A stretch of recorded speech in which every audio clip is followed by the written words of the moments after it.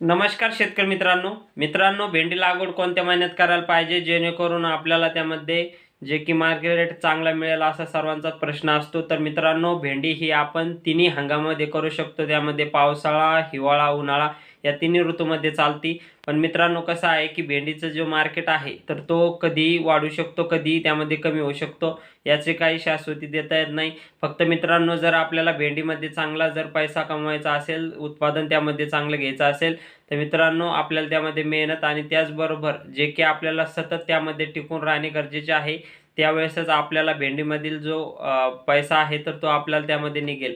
मित्रांनो आपण जे बघत असतो की भेंडीची जी मार्केटमध्ये आवक वाढली की त्यामध्ये मागणी कमी होत असते आणि मागणी वाढली की त्यामध्ये जो आहे तर पुरवठा कमी होत असतो। मित्रांनो कोणत्याही पिकाचं तसंच आहे।